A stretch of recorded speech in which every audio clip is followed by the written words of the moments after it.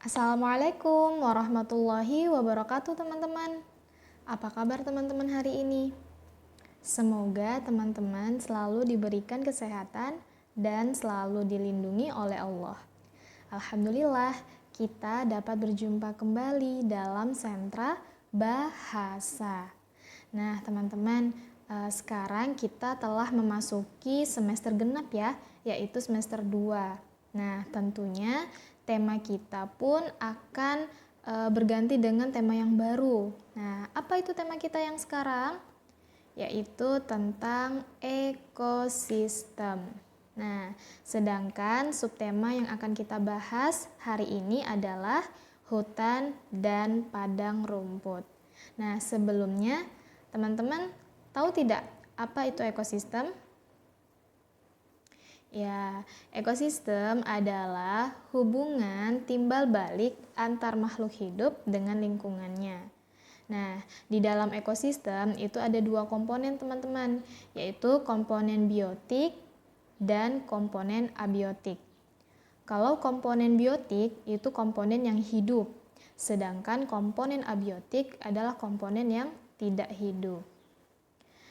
Nah, seperti yang teman-teman lihat pada gambar ya. Nah, di sini ada komponen abiotik dan biotiknya.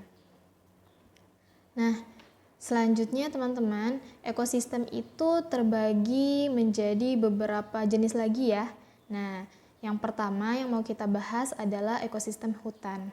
Nah, apa itu hutan? Hutan merupakan suatu kawasan yang ditumbuhi dengan lebat oleh pepohonan dan tumbuhan. Nah, di dalam hutan tidak hanya ada pohon, tetapi juga ada berbagai jenis tanah, tanaman, dan kehidupan binatang yang dapat hidup dan berkembang di dalamnya. Lalu, apa saja sih fungsi dari hutan? Nah, hutan memiliki fungsi yang sangat penting bagi seluruh makhluk, termasuk manusia. Nah, fungsinya yang pertama bisa mengurangi konsentrasi gas rumah kaca di atmosfer bumi. Lalu yang kedua, hutan bisa menghasilkan oksigen sebagai paru-paru dunia. Lalu yang ketiga, hutan bisa sebagai tempat tinggal dari berbagai jenis hewan dan tumbuhan. Nah, selain itu, fungsi hutan juga dapat membantu menyimpan cadangan air tanah. Dan yang terakhir, dapat membantu mengantisipasi terjadinya banjir dan tanah longsor. Nah, itu ya teman-teman, Masya Allah banyak sekali fungsi dari hutan ini. Nah, selanjutnya kita masuk ke jenis-jenis hutan. Jadi ada banyak jenis-jenis hutan ya teman-teman. Nah, di sini yang pertama ada hutan lindung. Lalu yang kedua ada hutan suaka alam, yang ketiga hutan wisata, yang keempat hutan konservasi, dan yang kelima ada hutan tropis. Nah, itu tadi merupakan jenis-jenis hutan ya. Nah, selanjutnya kita masuk ke ekosistem padang rumput. Nah, tadi kita sudah bahas yang tentang hutan ya teman-teman. Nah, selain hutan ada pula ekosistem yang lain, yaitu ekosistem padang rumput. Nah, ekosistem padang rumput ini merupakan salah satu kelompok ekosistem daratan yang terbentuk secara alami yang mempunyai ciri khas ditumbuhi oleh berbagai tumbuhan, jenisnya itu rumput-rumputan. Nah, jadi kenapa namanya ekosistem padang rumput? Karena di dalamnya ditumbuhi oleh tumbuhan jenis rumput ya, rumput-rumputan. Nah, si padang rumput ini memiliki curah hujan yang terbatas teman-teman dan juga tidak merata. Ya. Oke, lanjut. Nah, apa sih manfaat dari adanya padang rumput? Nah, ternyata yang pertama, padang rumput dapat menyediakan sumber makanan bagi makhluk hidup lainnya, ya. Lalu yang kedua, menjaga keseimbangan ekosistem.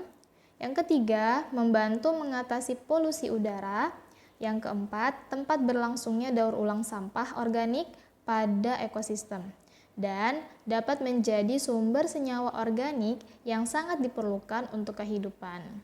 Nah, itu tadi merupakan manfaat-manfaat dari padang rumput. Nah, selanjutnya jenis-jenis padang rumput teman-teman. Nah, jadi ada padang rumput sabana, stepa, lalu ada prairie. Nah, ini merupakan jenis-jenis padang rumput. Sedangkan untuk penjelasannya, teman-teman nanti akan mempelajarinya di Sentra Sains ya, dengan Ibu Upi. Nah, nanti insya Allah akan dijelaskan lebih rinci lagi bagaimana jenis-jenis dari hutan dan juga jenis-jenis dari padang rumput. Oke ya? Oke, alhamdulillah. Sekarang kita masuk ke materi sentra bahasa ya. Nah, hari ini teman-teman kelas 3, kita akan membahas tentang sisipan dan arti sisipan. Nah, selain itu kita akan membahas kembali bagaimana penggunaan dari tanda baca koma dan titik ya. Nah, oke, kita mulai yang pertama dari sisipan. Nah, apa sih itu sisipan? Sisipan adalah imbuhan yang letaknya di tengah-tengah kata ya. Dalam bahasa Indonesia ada beberapa sisipan, yaitu R, M, dan L. Nah, sedangkan untuk penulisannya, nah teman-teman bisa lihat ya di layar. Contoh kata getar, ketika diberi sisipan L, maka menjadi geletar ya. Lalu getar, kalau misalnya kita kasih sisipan M, maka dia akan berubah menjadi gemetar. Nah, jadi kata getar ini bisa diberi sisipan L dan juga sisipan M. Nah, selanjutnya suling. Suling ketika kita beri sisipan R, maka akan berubah menjadi seruling. Suling ditambahin ER menjadi seruling. Lalu ada kuning. Nah, kuning diberi sisipan M, maka akan berubah menjadi kemuning. Lalu ada gigi, ketika diberi sisipan R, maka berubah menjadi gerigi.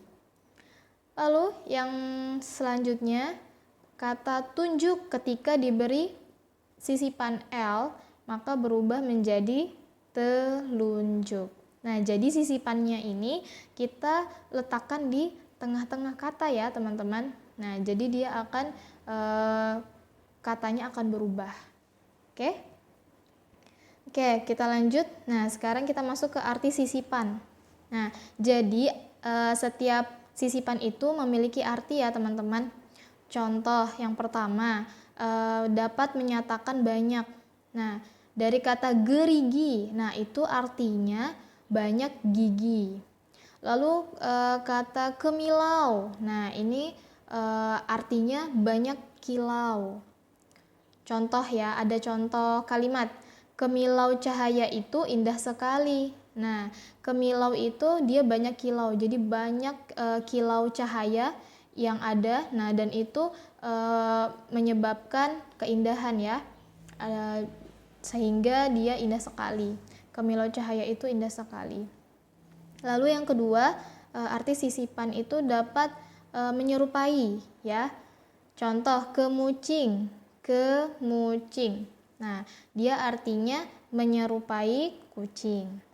Lalu yang ketiga alat. Nah, jadi arti sisipan itu bisa menunjukkan alat.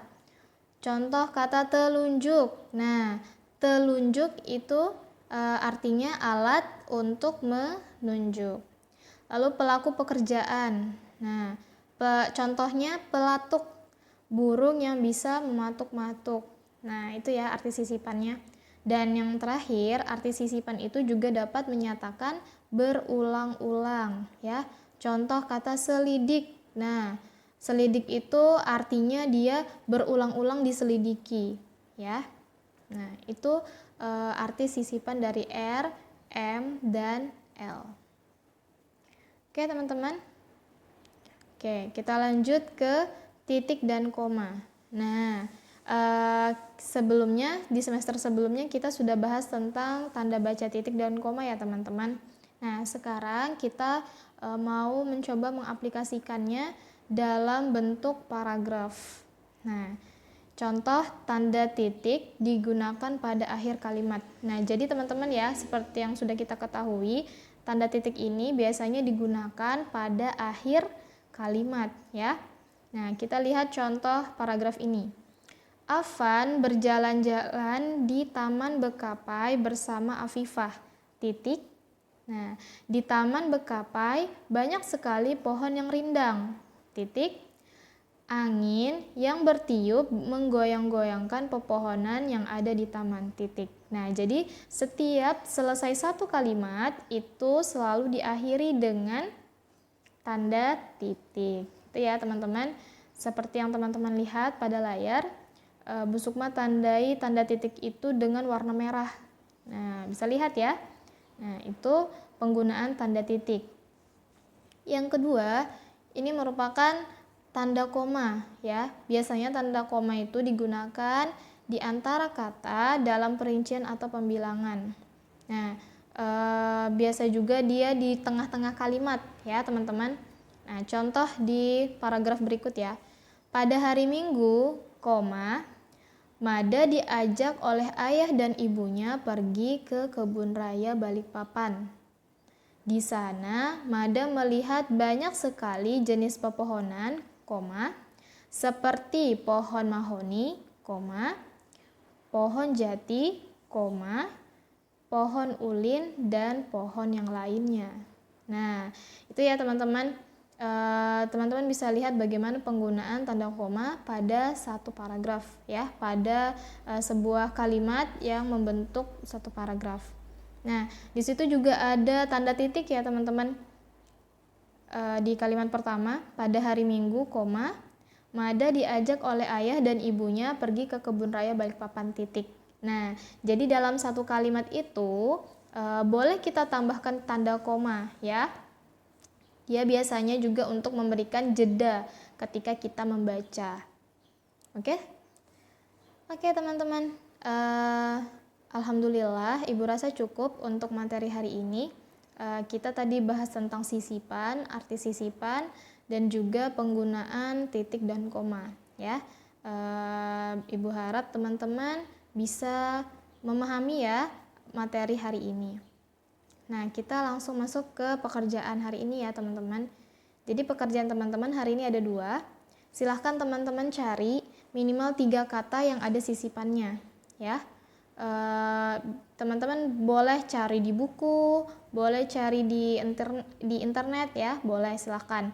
Nah, minimal 3 kata. Kalau teman-teman mau cari lebih dari 3 kata boleh ya. Nah, setelah teman-teman dapat kata yang ada sisipannya, teman-teman buat kalimatnya. Nah, misal teman-teman dapat 3 kata, berarti teman-teman buat 3 kalimat ya. Nah, itu. Jadi teman-teman buat kalimatnya. Nah, yang kedua, silahkan teman-teman buat cerita minimal 2 paragraf yang berkaitan dengan tema hutan dan padang rumput. Nah, teman-teman perhatikan penggunaan tanda bacanya ya. Nah, terutama tanda baca titik dan koma. Ya. Jadi silahkan teman-teman mau buat cerita apa, misal teman-teman lagi buat cerita tentang jalan-jalan, silahkan, boleh ya, seperti itu. Nah, tapi pastikan teman-teman gunakan tanda baca titik dan koma. Oke, teman-teman? Oke, alhamdulillah Ibu rasa cukup untuk hari ini. Semoga teman-teman diberikan kemudahan untuk menyelesaikan pekerjaan hari ini. Oke, Bu Sukma tutup ya. Billahi taufiq wal hidayah. Assalamualaikum warahmatullahi wabarakatuh.